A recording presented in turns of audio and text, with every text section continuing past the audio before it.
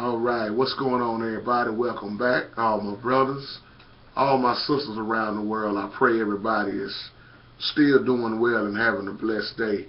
My title says, stop arguing over stuff that don't matter. Stop arguing over stuff that don't matter. We see nowadays a lot of people arguing over the Bible. And it's been going on for a while. Arguing over this, arguing over the color of Jesus. You know, what day to go to church on. So many arguments, and people have really fallen out and got mad behind stupid stuff that don't even matter. And I wanted to come just do this little short video to give us another wake-up call, because with all this fussing and fighting causing more and more division, a lot of people are missing out on the big picture of what we truly supposed to be doing. We're supposed to welcome each other like Christ. And the one who is weak in the faith, you welcome them. All this arguing about who think they right about this and that. When you go to Romans chapter 14, y'all, it talks about this. Paul talked about this so much. And if you ever have time, read Romans chapter 14 and tell me if you don't see what I'm talking about right here. You know, about this fussing over what to eat. You know, we got people putting people in hell because of what they eating, what they got on. Pretty much you can say what they look like. You know, just stupid stuff. And the Bible teaches us not to look down on each other. You know. And when I think about every time how I cut on YouTube and see how many people fighting over what the Sabbath is. It's Sunday. No, it's not Sunday. It's Saturday. It ain't Saturday. It's Sunday. Back and forth, back and forth. And it's stupid, you know, what people doing. It really is. And it's causing more and more people to really don't want to come to Christ. And Paul in Romans 14 showed us about this, especially when you get to talking about what's the Sabbath and what's not. Because the problem that came in, even in Paul's day, was you had Jews and you had Gentiles. And they was having a lot of problems, y'all, about the same stuff people are having problems with now. He said one person considers some days to be more sacred than others, while another person considers all days to be the same.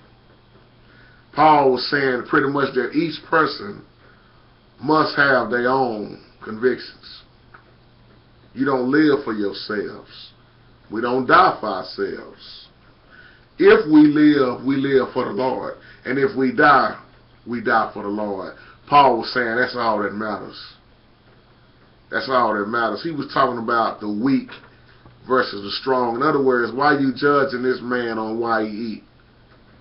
Why you judging this woman or this man on what day they go to church on? Who are we to do that?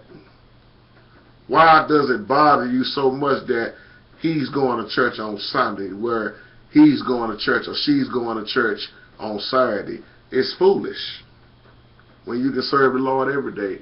And Paul was cutting out all this confusion and letting folks know, stop arguing over stuff that don't matter.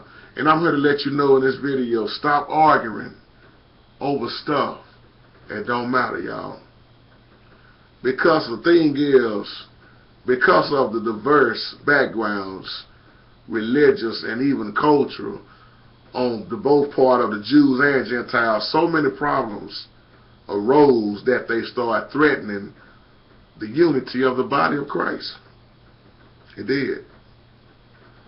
Paul was saying, you received a weaker brother. You received him. Paul was showing once again that it is up to that individual to make up his or her own mind on these type of things. That's why you don't see me telling people you going to hell for going to church on Sunday, or you disrespecting the Lord because that's not the Sabbath. Here it is. Why people keep trying to put Gentiles under the same thing as the Jews was? I'm never going to figure that out, and I'm not going to even try to understand it. Why?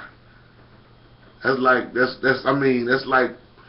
going outside in my car putting oil where the water's supposed to go.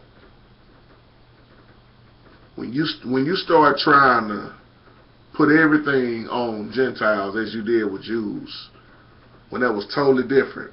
That's why Paul had the gospel of grace and mercy. When you look in the Old Testament, you see laws, consequences, rules.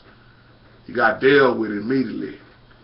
But Paul was dealing with the Gentiles, a whole lot of them.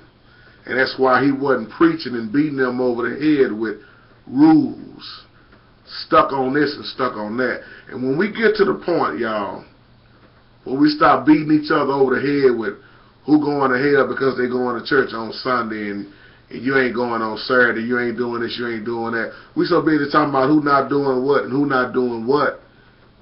What are we doing to come together?